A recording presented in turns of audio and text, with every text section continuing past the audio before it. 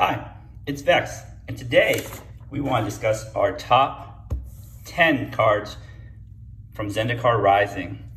So, let's get right into it.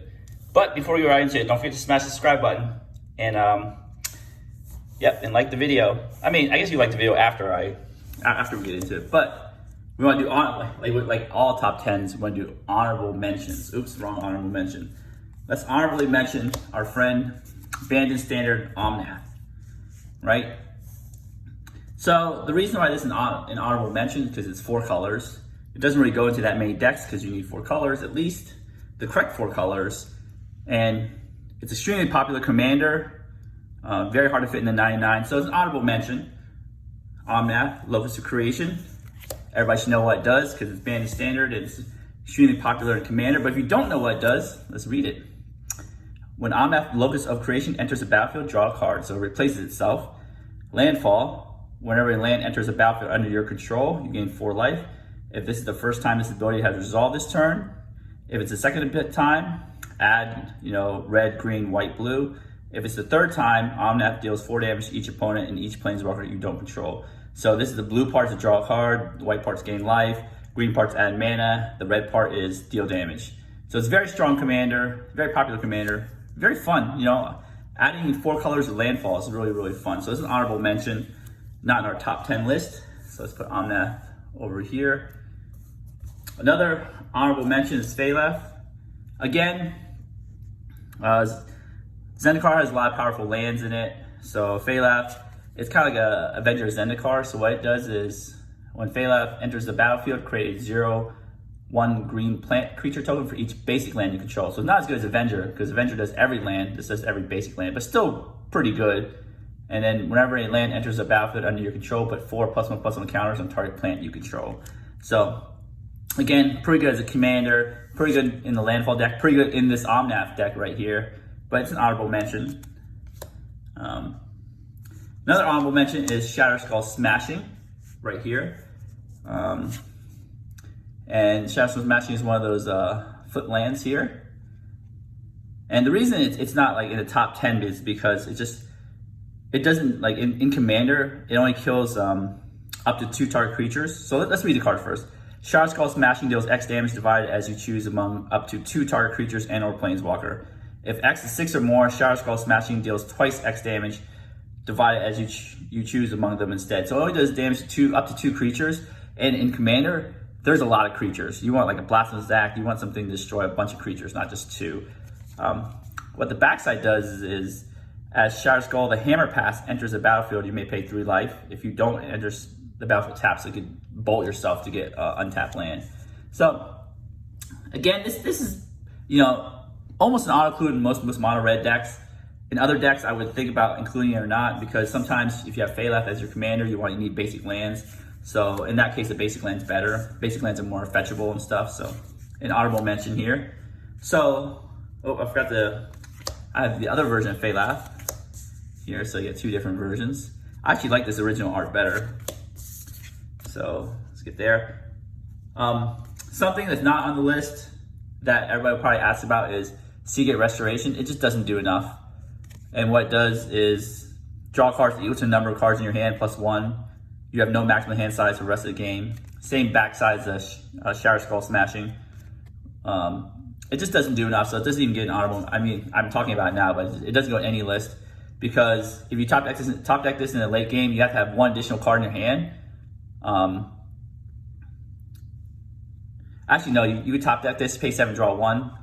It draws a card for 7 mana, it kind of sucks, but if you top deck this and you have 5 cards in your hand, you might as well just play those 5 cards. It doesn't get you ahead and board and everything, so no good. Put this aside. All right, let's go to our top 10. Right, 10. Feed the Swarm. This is the first time black gets targeted enchantment removal. Let's read this card. Target creature or enchantment and opponent controls. Destroy target. I forgot the word destroy. Destroy target creature or enchantment opponent controls. You lose life equal to that permanent's converted mana cost. So, there's a little downside, but it's literally targeted removal for a creature or enchantment. So, there's always creatures in Commander, so it's never dead. Unless there's a board wipe. There's usually most of the time, there's some enchantments, not a lot, but if you're playing a mono black deck, you just never had the chance to destroy an enchantment. Like say for instance, there's a humility. I can't really say that word. So, on the other side of the battlefield, turning all your aristocrats into 1/1s with no abilities, and you just can't. You just stare at that card and just like, I can't do anything about it. But now at least your deck has an out. I know in red there's Chaos Warp. Chaos Warp will take care of any permit. So red had answers. Blue can bounce. Green always has answers. White has answers. Black now finally has an answer to enchantments. Black does have an answer to artifacts and Gate to Phyrexia and maybe another niche card, but that's on the reserve list and that's very expensive. But Feed the Swarm, number 10. So number 9 on our list is Valakut Awakening. And for the reasons that Seagate Restoration isn't good, Valakut Awakening is better. So what it does is, it's a 2 red instant. Put any number of cards from your hand on the bottom of your library, then draw that many cards +1. So, and it has a land, Valakut Stoneforge, enters the battlefield tapped. So it doesn't have the little untap clause, it's not mythic. The reason this is good is because it's cheaper, it costs 3, it gets cycled for 3, but it can cycle at instant speed. And it also lets you, swap your dead cards for, potentially better cards. So it's very good in Spell Slinger decks. I would put it in all mono red decks. I would consider putting it in most 2-color decks with red inside of it. It just lets you cycle this for 3 at worst case scenario, but it's only 3 mana. It's better, much cheaper than 7. And then you can play something else if you have extra mana. So it's extremely very good. It's good in the early game if you have lots of lands in your hand and you're like, oh, I need to look for action. I can pay 3, hopefully get something, like swap some lands, and then draw those number of cards +1. So it's good in the early game, it's good in the late game. So that's why it's on number 9. Number 8 is Amaria's Call. So as you see the theme of Zendikar Rising top 10, there's gonna be a lot of lands, essentially modal double face cards with lands on them, because they're so versatile. So this is the mythic white land, 4 white. And what it does, create 2 4/4 white angel warrior creature tokens with flying. So it's flying, no vigilance. Non-angel creatures you control gain indestructible until end of turn. So don't forget about that last phase, gives your other creatures indestructible, non-angels. So in the early game, you can play a Maria Shattered Skyclave. Essentially, it's a land, you can play in tap, you can pay 3 life, play untapped. So it's just good, almost as good as the regular planes. In the late game, if you have too much lands, you can just pay 7, make 4/4 angels. But also, there's the non-angels gain indestructible clause. So just in case you need to just go into red zone without worrying about your creatures dying, you can do that. So it's really good early as a land. It's really good late as a 2 4/4s. 2 4/4. That's why it's lower on the list. 2 4/4s don't impact the game that much, but it's better than drawing a land. And it could provide some blockers for you. Makes your creatures like indestructible. It lets you do a little quick alpha attack if you can. All right, number 7. Number 7 is let's move these out of the way here. The 6. Well, I can't even put it on my camera. It's too many. The 6 pathway lands here. So these are just like in 2-color decks. They're almost auto includes because they're essentially almost better than a basic because they provide both colors. In 3-color decks, I would consider them, but I would still add them in the non-green decks. But you have like Needle Verge pathway, Pillar Verge, so you have all these cool pathways here. In 2-color decks, I would definitely auto-include 2-color decks like my Eureka deck. Oh, pointing right here. Clearwater pathway, Murkwater pathway, definitely just auto-include right in there. I took out a swamp thing, and then just play it as either or. That deck doesn't require any basic land shenanigans, so just like auto-include. You can play this in your Orzhov deck, right here, Bright Climb, Grim Climb pathway. And this is your Celestia deck right here. Branch Loft pathway and Border Loft pathway. So these are extremely good. I think they're better than a tap land.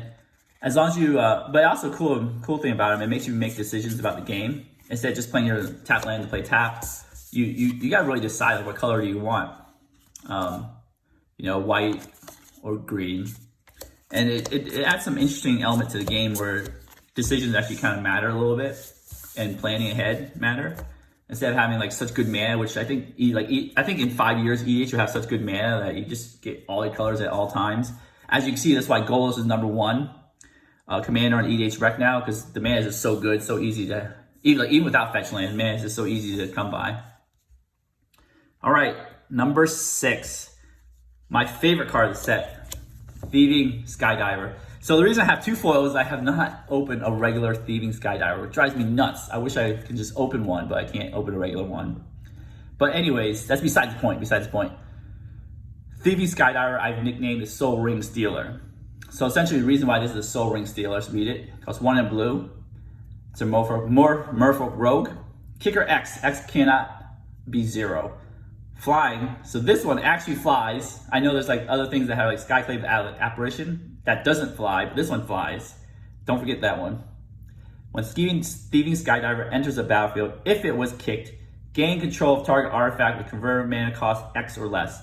If that artifact is an equipment, attach it to Thieving Skydiver. So, what's so amazing about this is you pay 1 in blue, you get a 2/1 flyer. That's fine.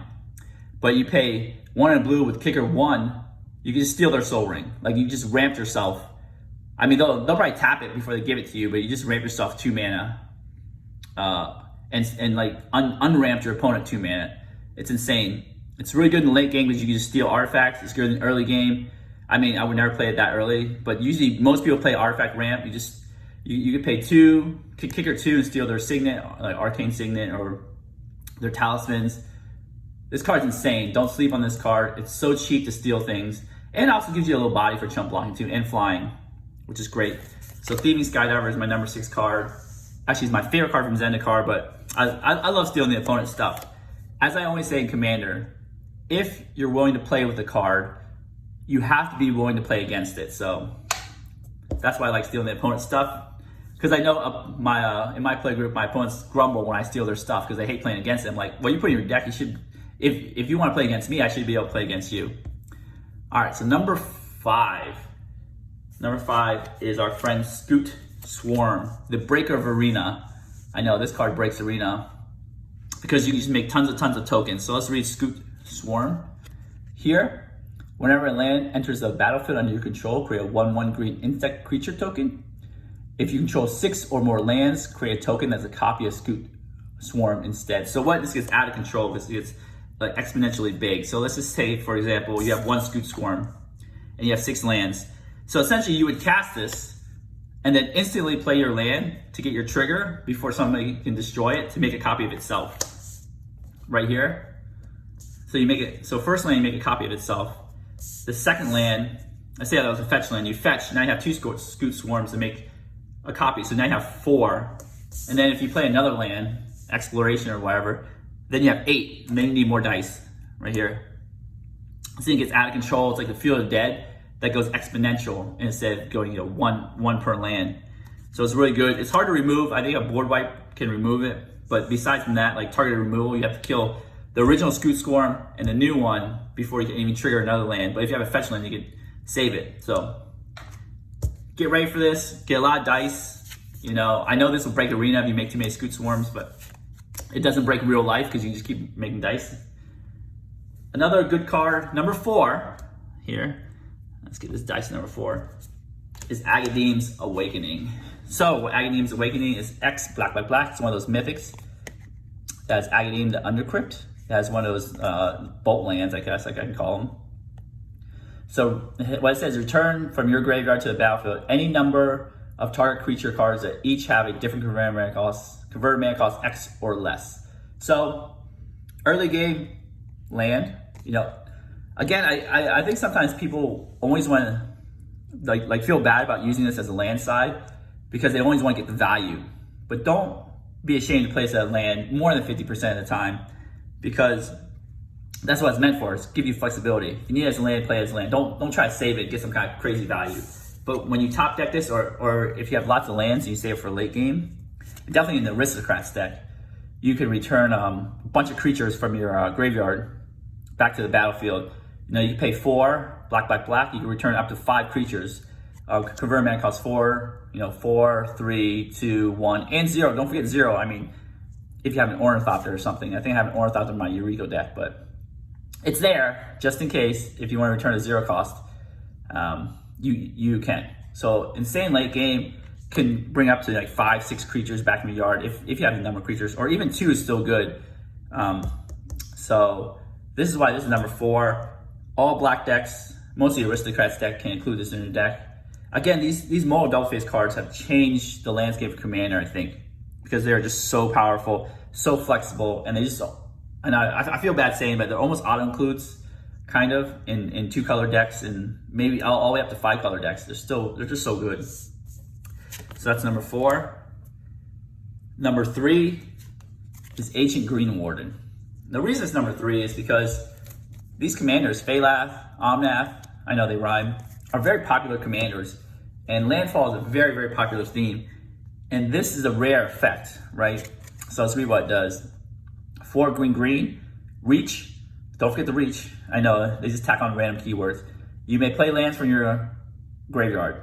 So only 2 other cards, Crucible Worlds and Ragnarok Excavator, have that text. And just to get a 3rd card is amazing. And it says, if a land entering the battlefield causes a triggered ability of a permanent you control to trigger, that ability triggers an additional time. So some people call it Land Harmonicon. So it gives you double landfall triggers with our, Scoot Swarm and such. So again, a land set has lots of, in our top 10, lots of cards that deal with land. And the reason it's so powerful is you can get all your land back from the graveyard, mostly with fetch lands. Fabled Passage, Evolving Wilds. You can do the old school fetch lands like Marsh Flats and stuff like that. Or what I like to use it is strip my opponent to death. That's my favorite thing. And then getting an extra effect like this is so crucial because without tutors and stuff, because I don't usually like to play that many tutors, it's hard to get this effect on the battlefield. But just this is so good, and it triggers your landfall twice, so it just incredibly powers up your landfall decks in a way never seen before. And Wizards is starting to add like these cards that have do 2 things. It does the Crucible text, and does the Panharmonicon text. So it's funny how Wizards just keeps on tacking on more text to cards and making it more and more powerful. Hopefully they need to like slow down a little bit before like everybody plays Golos with all these like keyword soup cards. Number 2 is Ondu Inversion. So another flip land's only at rare, so it comes to play tapped on the other side, Ondu Sky Ruins. And the reason I like Ondu Inversion so much is it goes in a lot of white decks. And this card says is 6 white, so it's very expensive. Destroy all non-land permanents. And the reason I like this is that when you need a card, you usually need a card when you're behind. Because when you are ahead, you top deck a lands, no big deal. You're essentially ahead. Top decking a land won't get you more ahead. But when you're behind, top decking a land does nothing. But top decking like Ondu Inversion could just wipe the board and just reset everything. And then if you top deck this, you don't know you have it. So you just, you play it, wipe everything out if you need to. But if you have this from the beginning with lots of lands, like I've had it many times, you just plan around it. Just don't deploy all your threats, knowing that you have this board wipe that you can cast eventually.